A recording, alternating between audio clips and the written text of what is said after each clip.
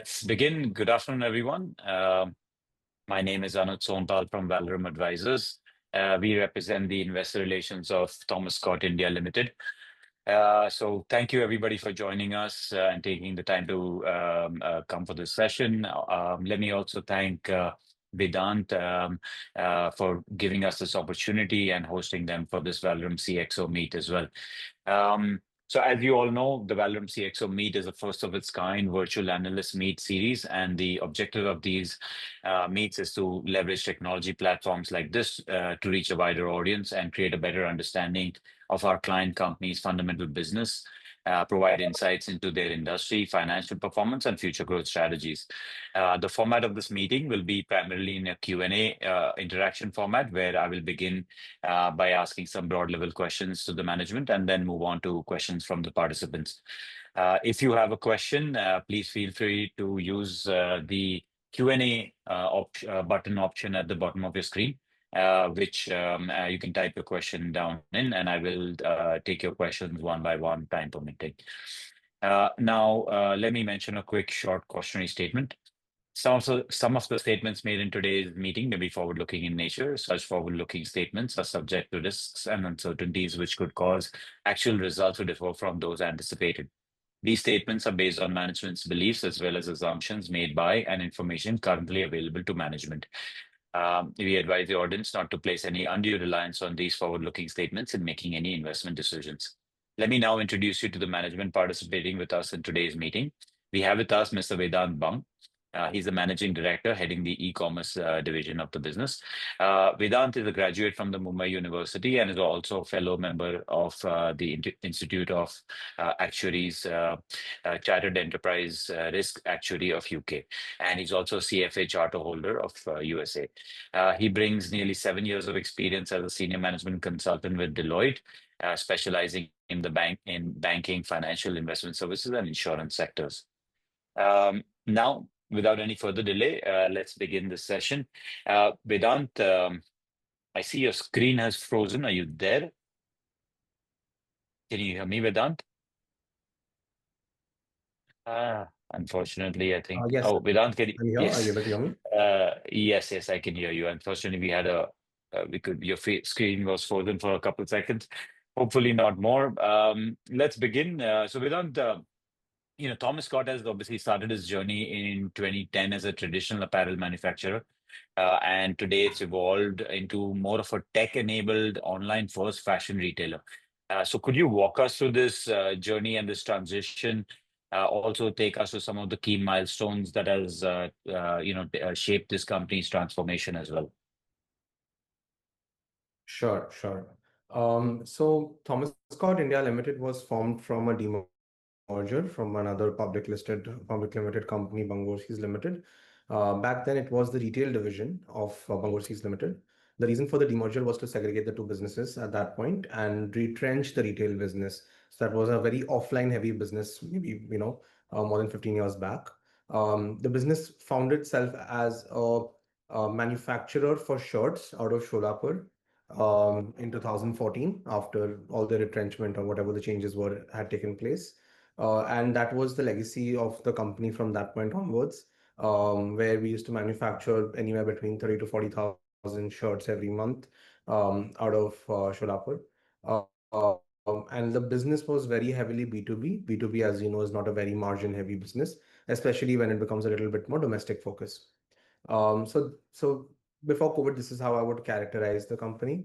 During COVID, I had the good fortune to be working so this is my family business. I am the second generation entrepreneur, my father being the founder of the company.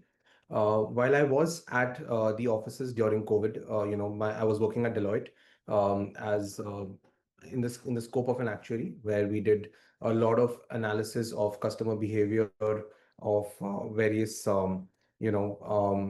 data sets for banks, financial services, and insurance companies. I used to work in quantitative advisory back then. I found myself at this office during COVID. At that point of time, the first opportunity to do e-commerce retail came up from Amazon, where we did an accelerator program with them. Slowly, I realized that it is best if we were to find ourselves in a multi-channel format beyond Amazon in e-commerce retail.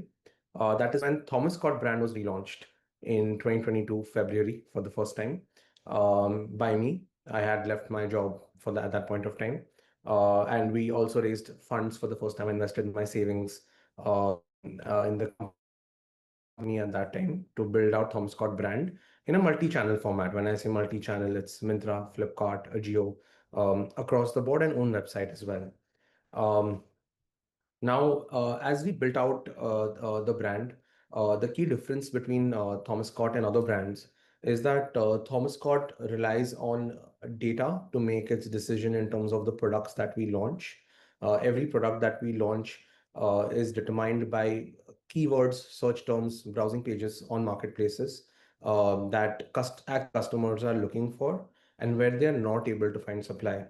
Once we identify these spaces, then we build out inventory in those spaces in a very quick turnaround time, sometimes as low as 15 days, sometimes as high as 45 days. But that is still a very fast lead time in comparison to industry standards. And then we are the ones who are dominating that market gap. So that is how Thomas Scott brand has evolved. Obviously, so that it is more palatable for the customer, we build out a collection story or other things, from a marketing point of view. But at the heart of it, this is what we do.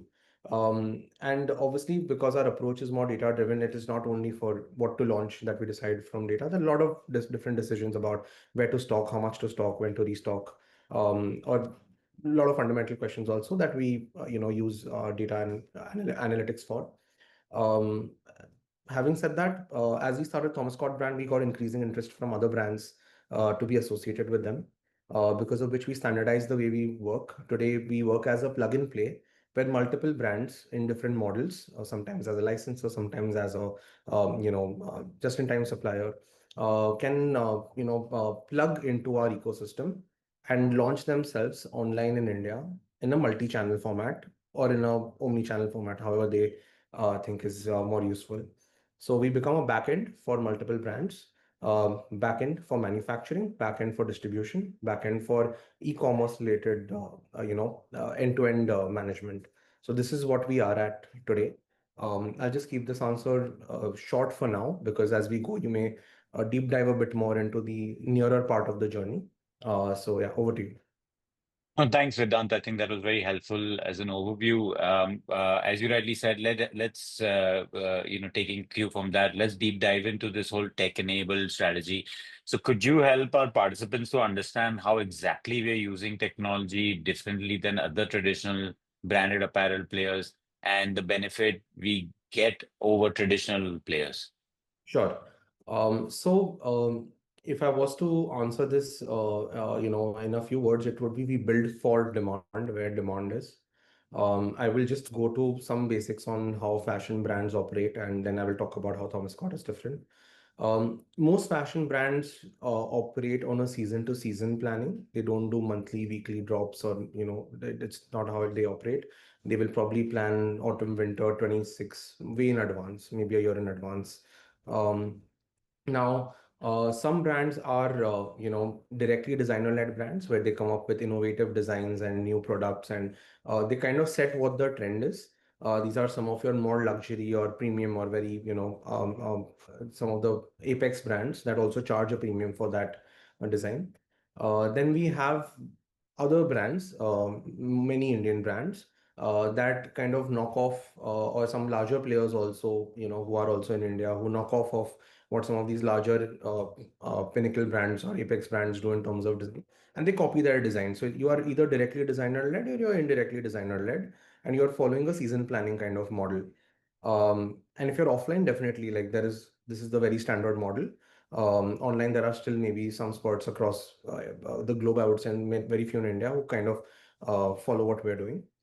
In our case, we don't look at things as a season. We don't look at things as, in as what a designer or a fashion designer is deciding what the trends are. We chase the trend. We identify pages. For example, if there is a search term, men's cargo pant, we identify what is the search volume, how many people are coming on those pages, what kind of traction is it getting, and then we adjust for what kind of supply is available. So just because a page is getting traction, that does not mean that we should launch in that page. It could also be that the supply is very cluttered, right? We see what kind of supply is there. And if the supply, if the demand far outweighs the supply, where we know that we can charge a premium, we launch into that segment, right? How do we do the launches? Now, here is where the manufacturing legacy comes into the picture, right?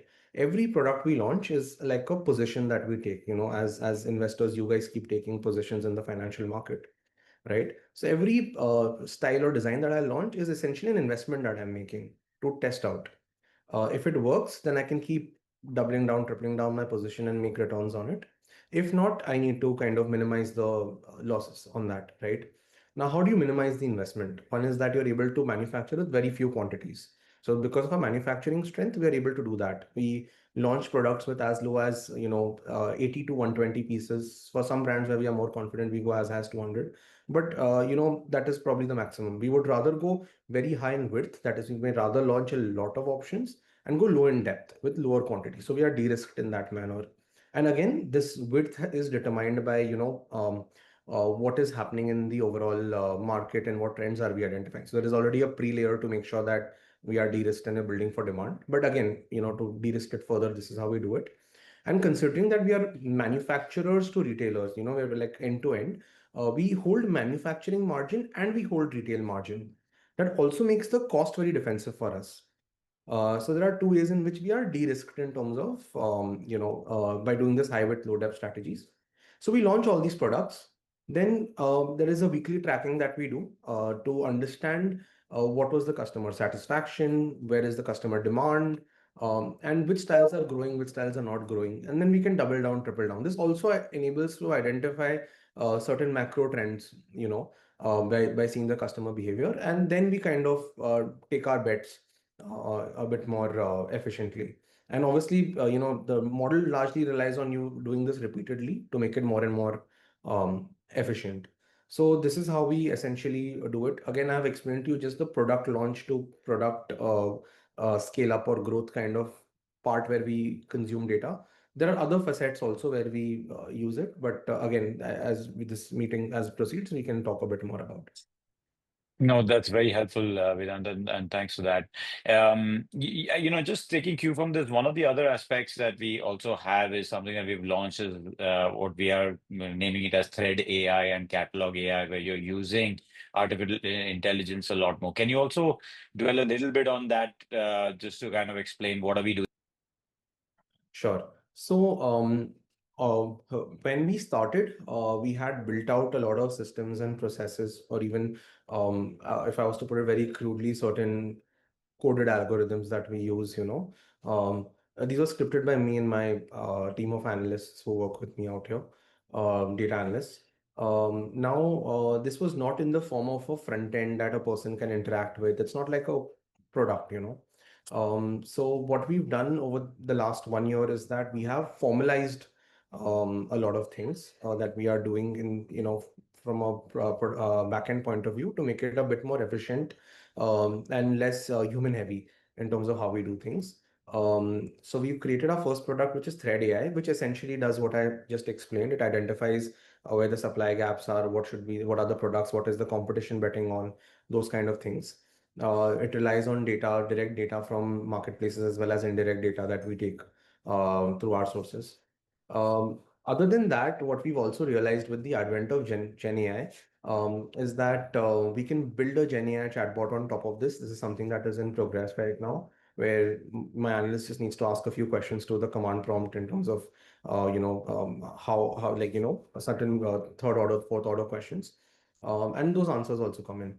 But the other use of Gen AI, which is very interesting that we are doing, is for cataloging. Typically in the catalog process is a long process where you send the garment, you book a model, you do the shoot, then you do the editing, and then after that the garment is done. We've piloted this very successfully in one of our kids wear brands that we work on, where we have seen about where we have moved to a completely AI based cataloging where we just take the images, flat images, or even on local models. So it does not need to be like a very brand approved model. Any model can be taken, and then we're able to kind of AI change the model into something that's more customer friendly. How we do that is essentially the good part is because we are sellers, we have data as to what kind of products are working, what kind of products are not working. We train the model about this kind of information. And then the model that is generated, the backdrop that is generated, or the rather entire image look and feel that is generated is basically, for higher conversion because the machine knows that this is what converts more than something else. We've started using that as well. Some brands would like to be authentic, so there we are not using it so that it looks real. But I'm sure as AI improves and those advancements continue, the authenticity will also keep improving. In fact, another use case that we do through Catalog AI is if I provide the 6 images that we do for the e-commerce shoot, it can convert it into an end-to-end video. All right. So it's a direct video from the images. So these kind of use cases are there that we are doing. Currently, both the use cases have been kept for our internal consumption. So we are the only user of that. Currently we have not really thought completely about can we monetize it or not, but it is a question. It's very interesting, Vedant. Let's move on. Let's talk about a bit about your brand portfolio. Apart from our own brands, we also have different brands that the company is working with. The mix between own and licensed brand, and also the contribution to revenues. Can you talk a little bit about that? Sure. About 5% of our business even today is B2B and 95% is B2C. Okay. When I say B2C, I also mean B2B2C, where there is a middle player as well sometimes. But again, that's a technical e-commerce related aspect. But yes, our 5% sales is B2B, which is for our existing customers like a Red Tape, like a Raymond, whom we worked with for many years, and we continue to work with them. They give us long run orders, which help us in factory fitting and things like that. But these are very industry margins, I would say. They're not in any way superlative margins. On the other hand, we have our B2C business. In our B2C business, about 35 to 40% of our revenue comes from our own brand, which is Thomas Scott. And the remaining 55, odd 55, 60 odd percent, that comes from other brands. Other brands include certain brands that we do with Myntra, certain brands that we do with Ajio, and we do one brand with Ajio and one brand with Amazon as well. So those contribute to the other 60%. And lately, there are some international brands that we are working with, like Nautica, French Connection, FC UK. They have an Aeropostale. These have been a larger contributor in the segment of the other brands. Got it. We've also expanded in the offline space and also now internationally. So can you talk a little bit about your thought process here and if the online space is doing so well, why are we looking at this? What's your strategy here? Right. We have piloted offline, and I use the word pilot because that is what it is. With Thomas Scott brand, our own brand, we have opened 5 stores. We are in the process of finalizing one more store. We have a unique playbook in terms of offline, where it works in a very omni-channel manner with online, such that we keep shuffling the distribution of goods within the stores based on actual purchase habits of that store and of the pin codes of that store that we service online across brands. So that allows us to identify what the customer really wants in those stores. We start with a baseline assortment and we keep adjusting that every 2 to 4 weeks. All right. So it is almost like you are visiting a new store, almost every 2 weeks or a month. Again, the season concept is not very heavy out there. Of course, if it's winter, there will be some winter wear products as well because that's what the customer demands. But generally, it just follows what the localized trends are, and on the basis of that, we do the shuffling. Our stores are generally profitable. However, we are yet to see the ROCE, the return on capital employed out there, to reach a level where we can say it is comparable to online. So that is what we are working on. Till we in general, are very disciplined and cautious in terms of how we take our bets and how we apply capital. So we are keeping it in a pilot mode till we have figured out how to crack the level of return on capital employed where we can kind of scale it up overnight. So it's a patient game with offline.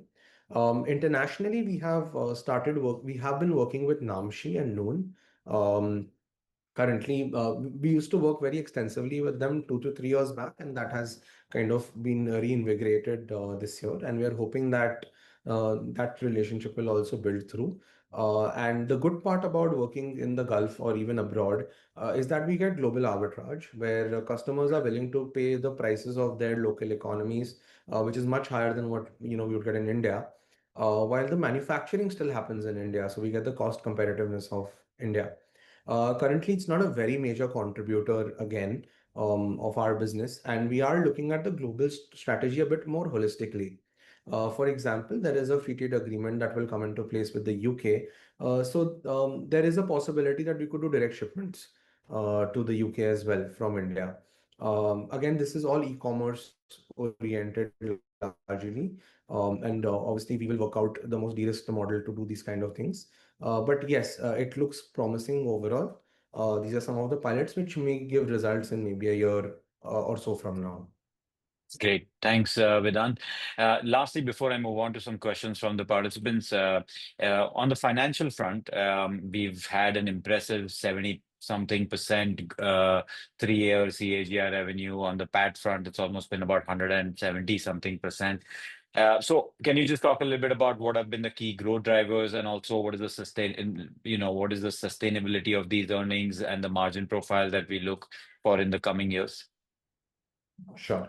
So, so essentially, we are in growth mode, and we will continue to be in growth mode for some time. We believe that we are yet to test out, a lot of the demand that is available out there. And our real focus right now is not so much on demand because we believe that there's ample availability of demand from our current sources. It is mostly working on supply. So we are working on various sourcing strategies to make sure that we can actually meet the demand that we are seeing. And we believe that we should be able to continue, at least at a revenue level, the growth that we have been seeing so far. Obviously, this is adjusted for seasonality in the sense that some quarters do not have any events, some quarters have all the events. Last year, the Sera could have been in Q2, this year it could have been in another quarter. So these kind of seasonal adjustments would also have a play in terms of how quarterly reporting goes. But generally speaking, the growth trajectory from from last year to this year should remain the same, as the only thing that we are really working on at the moment is our supply side to make sure that we can meet our demand. And this is largely because we have earlier, manufacturing was the enabler and technology was the supporting act. Today, technology has become the enabler. We have forayed into categories that we don't work in otherwise, and we have figured out manufacturing for those categories to support what technology has found as the demand gap. Because of that, we are finding more and more demand gap every day within the e-commerce space. We have to now focus on certain set of demand gaps and build out the supply for that, because our model relies on small lot production, quality production. Again, it's very premium brands that we work with, so everything has to be very good quality.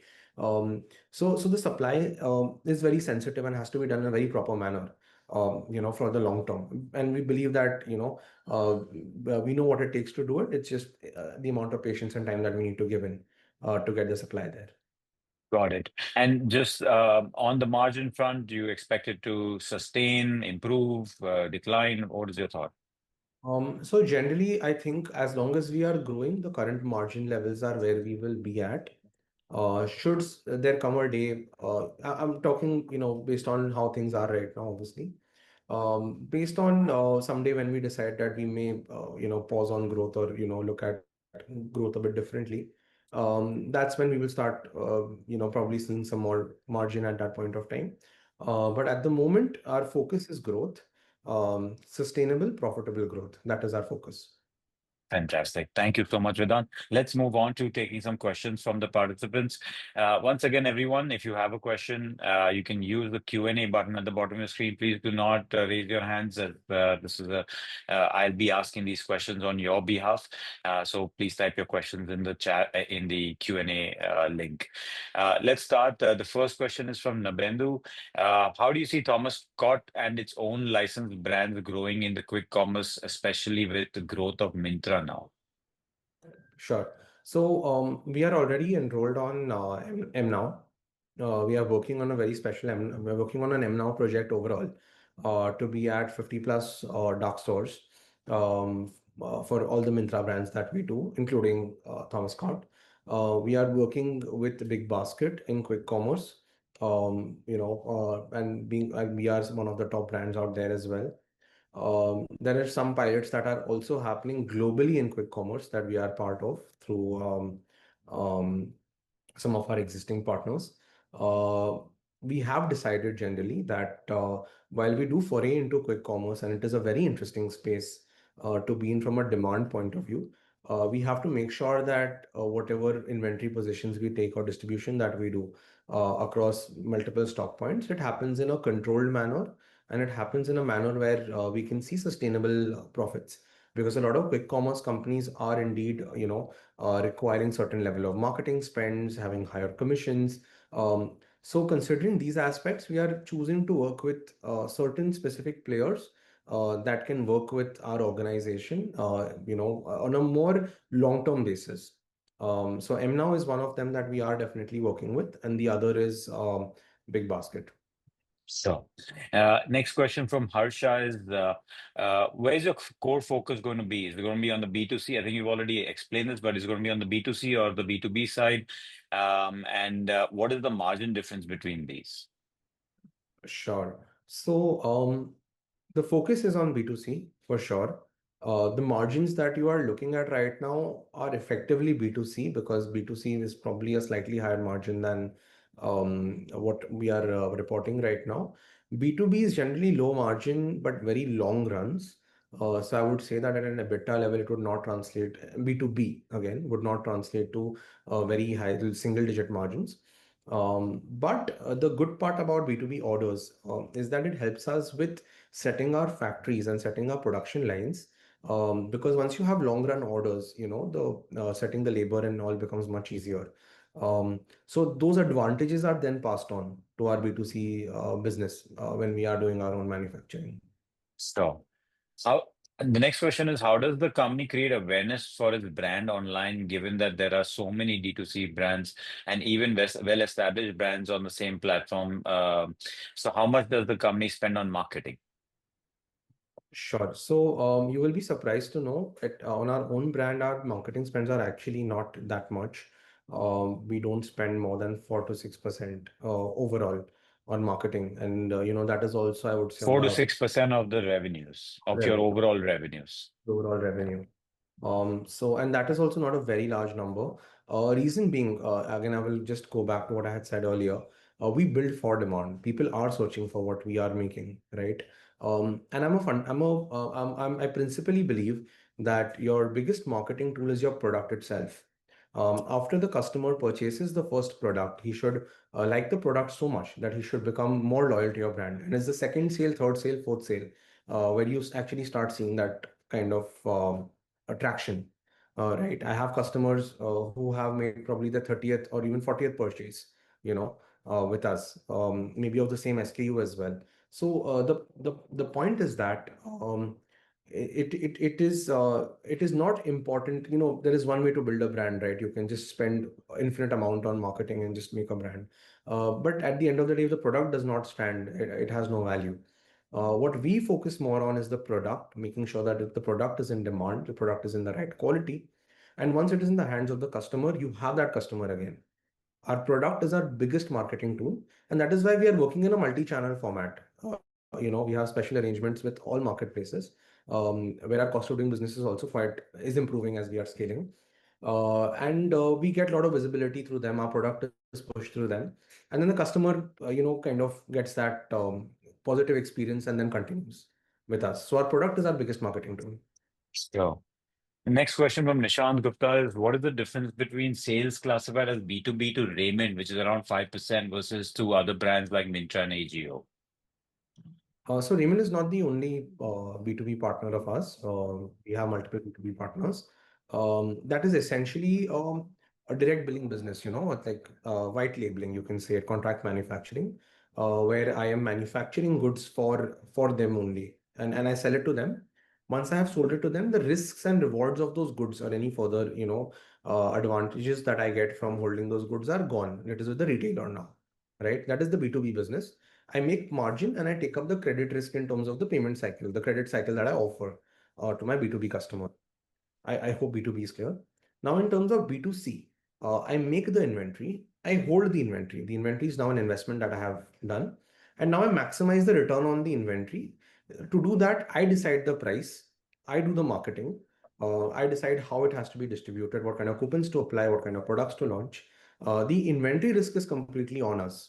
Obviously, because we work with some of these brands, they provide us the license or the rights, depending on the kind of brand it is, to put their labels and make their products. All right, and it could be in another brand as well. The product may be launched in their brand, and once it is launched, it is our job to get it to the customer. So the inventory risk is essentially on us.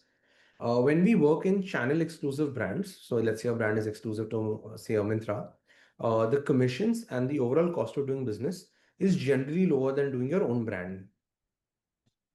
Got it. So those are the advantages that we get in those cases. And to be honest, our working is not so much at the brand level. We do not spend so much on brand building itself. Our expenses are mostly towards getting the product maximum visibility. How many screens can the product come on? How can I improve the conversion of that product? And how can I get that first customer? And how can I? Got it. So that is where our focus essentially is. Understood. Next question from Divyansh Gupta is, who do we compete with? It can't be the Pantaloons of the world. And how are we different from the Myntra private labels? Um, so, so we essentially anyone who is a seller on e-commerce is our competition. There again, I don't think there is a single large public limited company that is pure e-commerce sales themselves. So, but generally we compete with any seller on an e-commerce platform. So we compete with different sellers on Myntra, different sellers on Amazon, different sellers on Flipkart. So depending upon the playground, the players change, you know. I'm also competing, for example, with someone who's in tier three India who's stitching his own shirt at his own house. Those kind of players also exist in marketplaces. But that's so essentially we are competing with everyone. It is perfect competition. How we create the alpha is how we use our skills I and think the question was more maybe, is there an apple to apple company to you who's doing it? no, I don't think so. I mean, I am willing to stand corrected, but I don't see there's a very apple to apple company. So, Some companies have an e-commerce component within them. So a lot of consumer brands that are listed, you may find an e-commerce component within them, but I don't think that's as sizable as their offline, or the numbers are as well reported as their offline. So that is one. And on Myntra private brands, we work with them as partners. We work with Myntra private brands as partners actually, mm, closely. And we work with them on determining what should be the range, where are the market gaps, what products do we have to launch. And across the board, across the board, every brand in Myntra has interacted with us at some level or the other. so next question is, his follow-up is, how much are we investing in tech given it's one of our edge? So our investment, monetarily, it's not so much the investment because it's a group of engineers, a team based in Bangalore and some of them in Bombay, who kind of build it out. So it's essentially just the salaries that we are paying. The real investment for the company is where I'm investing my time in kind of working out the tech with the teams, and that's something that I look after directly because that is very close to me at current scale. So I would say it's not much as an investment. I would not like to quantify it in this forum, but I can say that it's not much in terms of the actual monetary aspect to it. Okay. Next question is, how does the international business work with regards to turnaround time? shorter deliveries, time to production, shipping, etc.? So by international business, I'm assuming we mean the business in the Gulf. Gulf, yes. So there are two models in which we work in the Gulf. Currently, the first model is the prevalent model. Second one is in pilot, where is doing it.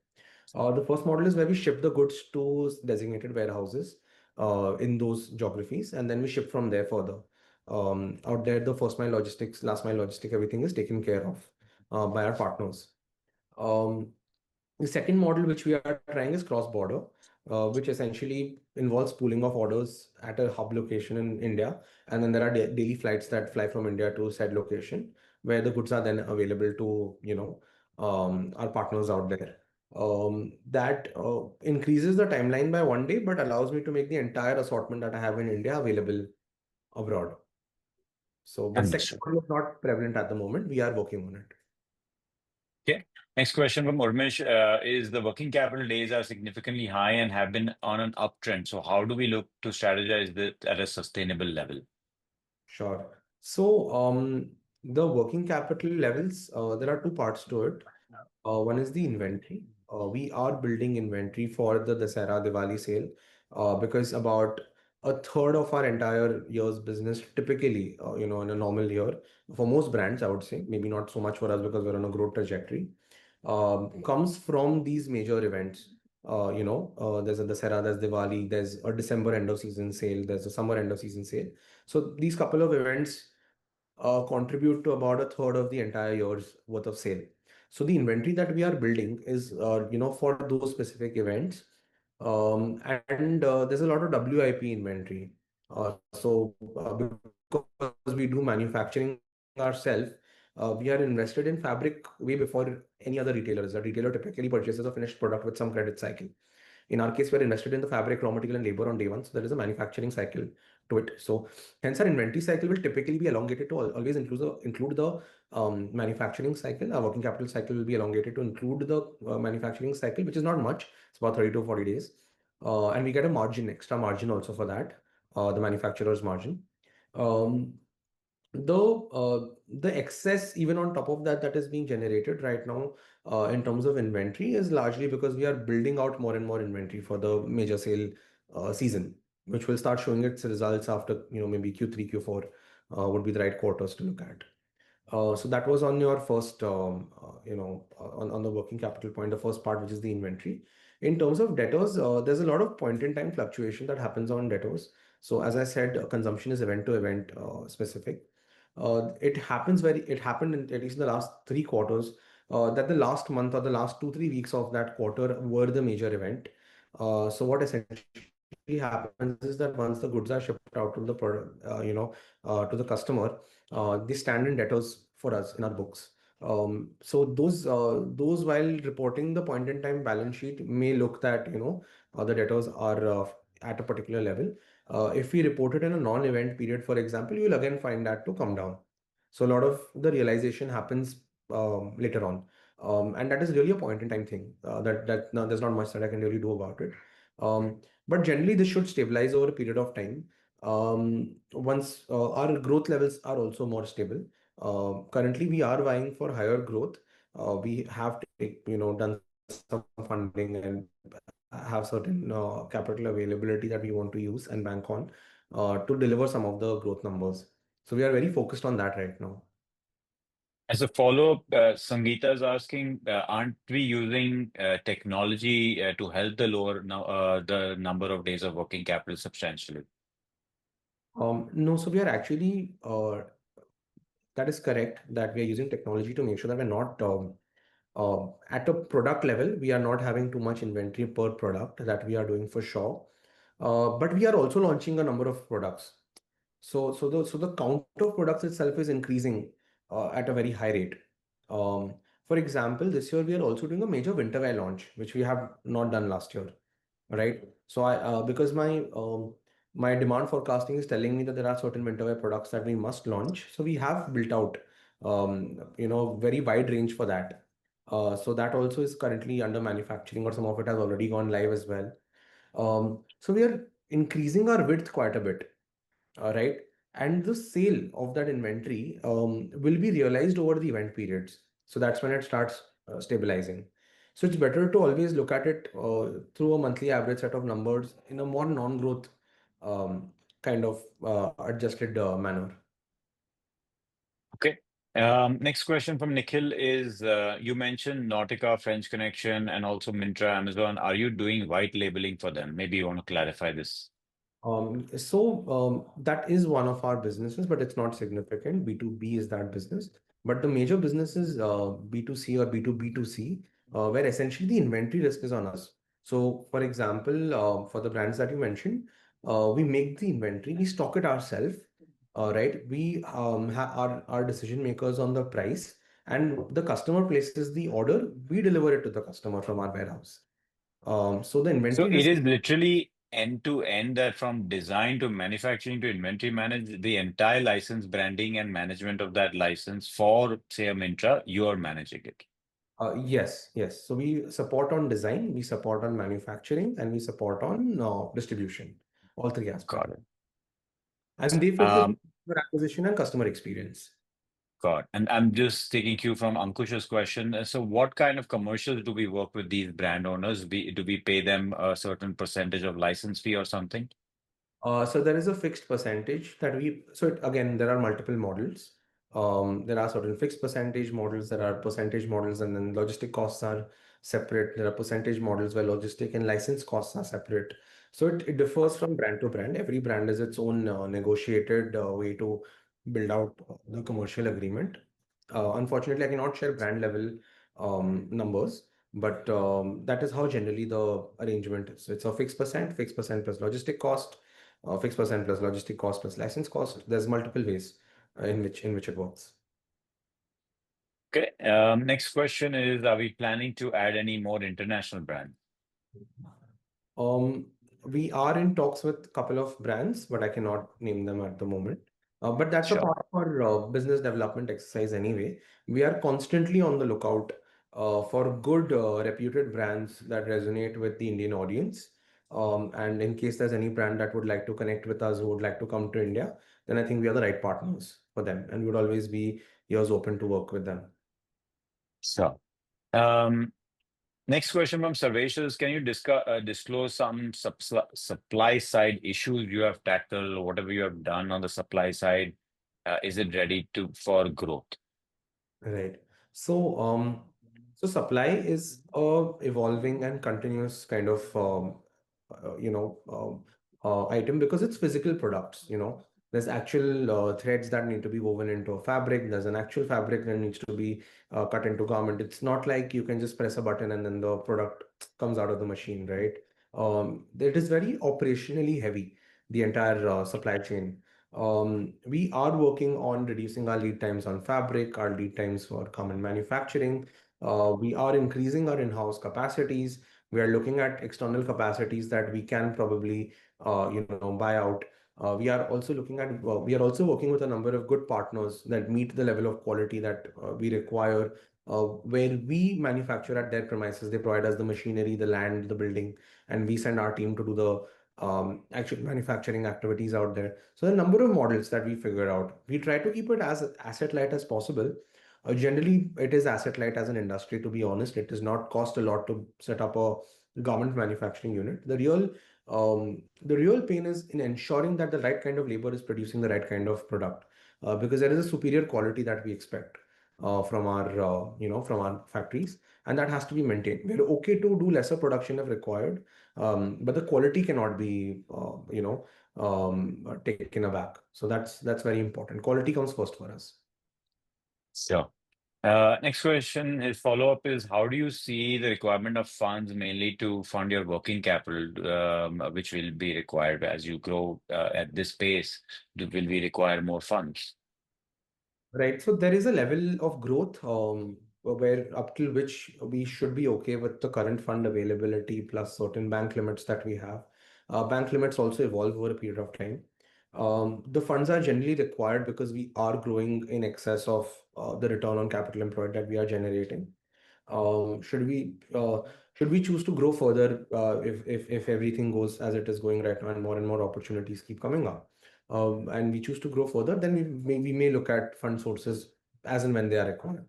But currently, I think we're okay with the level of funding as well as certain bank limits, etc., that we have. Got it. Next question from Vishal is, can you give some amount of segmental margin across B2B, B2C, and also the offline versus online revenue mix? So offline at the moment would be not more than 5% of our, like not even more than 3% maybe of our overall revenue. But offline is evolving. There is good same store sale growth that we are looking at, double digit plus that we're looking at. So it's growing. Repeat customers are continuing with the brands. So that's a positive. But as I said, offline is a pilot right now. Until we are fully convinced of its scalability, we will continue to grow maybe one store in couple of months kind of a rate. But someday we will arrive with the right model and right mix and take it forward from there. Um, in terms of segmental revenue, segmental margins, generally we make higher margins on license brands, because typical license brands or other brands, because they are exclusive to specific channels. So brand is exclusive to Ajio, brand is exclusive to Myntra. So there the margins are always better. But again, the offset is that we don't hold the lifetime value of the customer. We hold it only up till a certain how many number of years our contract is for. On the other hand, with our own brand, Thomas Scott, we hold the lifetime value. We have not decided not to be exclusive to any channel, which means channels generally offer us, a higher level of, commission or whatever their commercial requirement is. However, as we are scaling up, we are able to negotiate these as well. We are able to negotiate these event to event as well.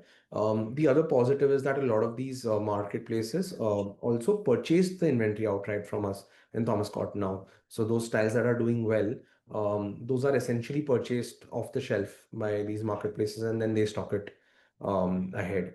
But the margins generally on Thomas Scott brand, are lower than those on the licensed brand side because of the reasons that I mentioned. But the positive is that the lifetime value of the customer sits with us.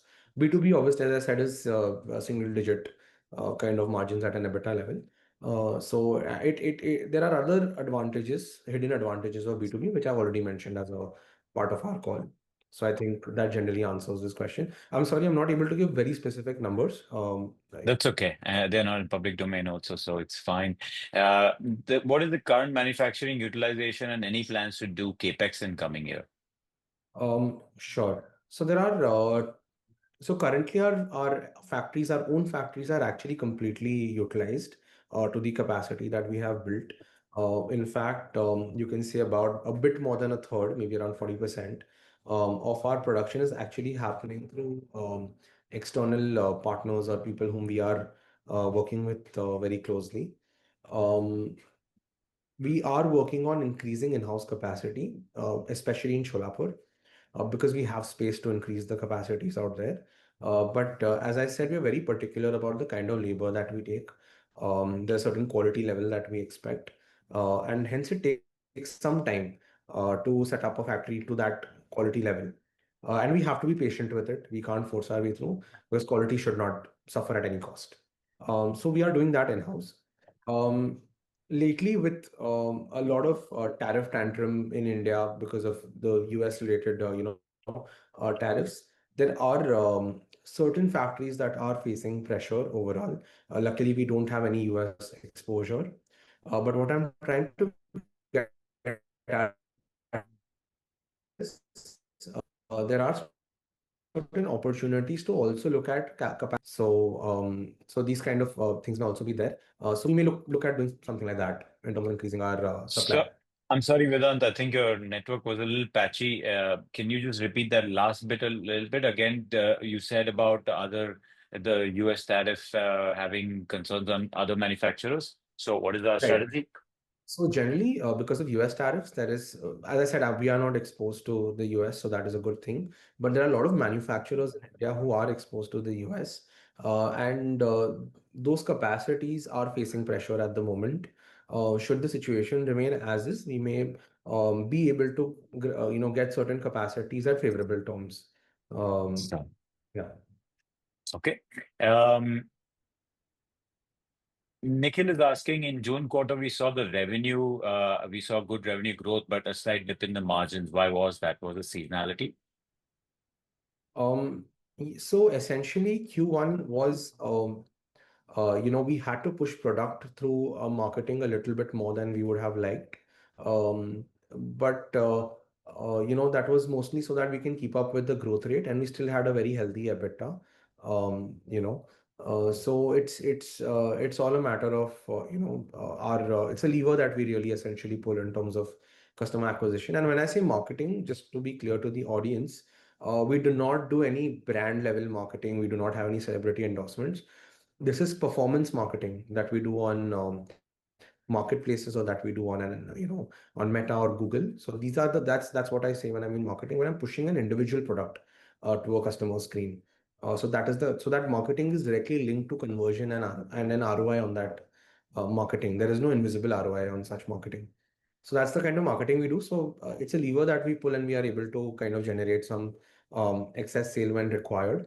So in Q1, maybe that had a little bit of impact, but I think EBITDA was healthy. The other thing is, as I had mentioned, some of our inventory is being purchased outright by some of the marketplaces that we work with. And because of that outright purchase, you would see that the gross margins could be slightly lower, because we essentially bill them at at a transfer price rather than the retail price to the customer. Because the difference between retail price and transfer price is the margin that they make on the product. The transfer price essentially covers our contribution margin that we require on that investment. Okay. What is returns as a percentage of on in these marketplaces for the Thomas Scott brand? So Thomas Scott brand actually enjoys one of the lowest customer returns across all of our brands. That is because we have worked extensively on fit and the product itself. Um, Generally, generally the industry returns are closer to a 28 plus 10. That is the industry returns. 28% is a customer return where a customer has tried and not bought the product, and 10% is essentially the return to origin. In our case, it is lower, closer to about 20 to 23%, I would say. Lately, it's even more lower, but we have to rehash those numbers. And the RTO percentages are also about 2 percentage points less, about 8%. That is also because we deliver our products very fast to most customers, because we have pan-India distribution of inventory. We have worked on speed from day one. Um, 3 years back, we were doing 2-day delivery when no one was even talking about speed, and that seems to have a payoff today in terms of the overall return percentages. So, next question from Kushan Vishal is regarding the promoter holding reducing. Why was this? Are there any further fundraising plans? And if this was this because of the warrants dilution, and how much more dilution is pending? Right. So yes, this was so we had some of the warrants from the previous round that were paid for. And there was also in the current round that we have done direct equity. There is a very marginal amount of further expected dilution, so there's not much really further. I don't have the actual number of shares off the top of my head, but I can those numbers are publicly available, so that should be there. But it's marginal, like it's not much. That's still pending. The promoter holding in terms of number of shares has not really gone down. In fact, if anything, it's actually gone up. If you see the number of shares itself, because in previous funding rounds also we have also, like, the promoters have also contributed in those rounds. Um, but generally, because we are growing and we require that kind of funding, there is some amount of reasonable dilution that has happened. Okay. Next question is we've also launched apart from menswear, we've also forayed into women's wear, kids wear, accessories. So how are these categories growing? So And handbags. do you also see the demand forecasting algorithm we have would be expanding these verticals in the midterm as well?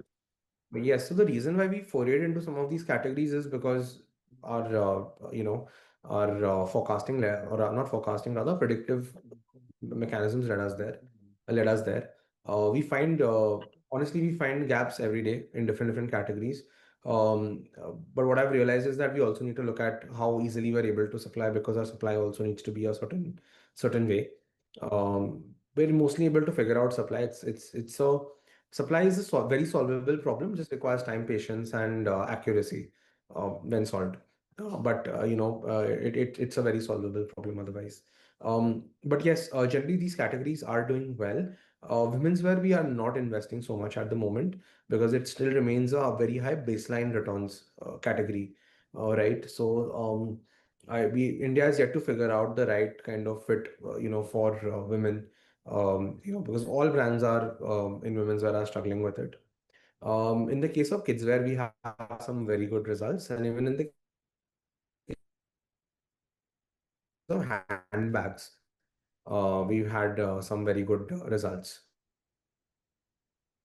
Okay. Next question from Akshay is, what portion of our revenue is logistics cost, and how do you manage the same? Sure. So logistic costs would be closer to about 10% Sorry, Vedanta. of the. Okay, I lost you for a second. Are you able to hear me? Yes, yes. Logistic costs could generally be about 10%, 10 to 12%. Again, it varies from brand to brand. I have certain brands where I just pay a fixed percentage and I don't have any logistic costs as well. The fixed percentage may be higher to cover the logistic costs. Um, but generally, logistic costs are very standard. Across there are a number of players. It's very competitive market. You have good 15 to 20 players who have different rate cards for different zones, providing logistics particular pin code. We don't have an internal tool for logistic routing. We use a certain tool for logistic routing, which essentially solves for which courier partner provides the best rate and best quality and fastest delivery for a particular pin code. So that way, we are always able to make sure that we are giving the right kind of product to the right kind of delivery partner. Okay. Is there a growing trend of brands increasingly collaborating with partners like you to gather and provide data-driven insights on demand gaps and consumer preferences? And how has that evolved recently? Any examples of new logo wins in recent times? Um,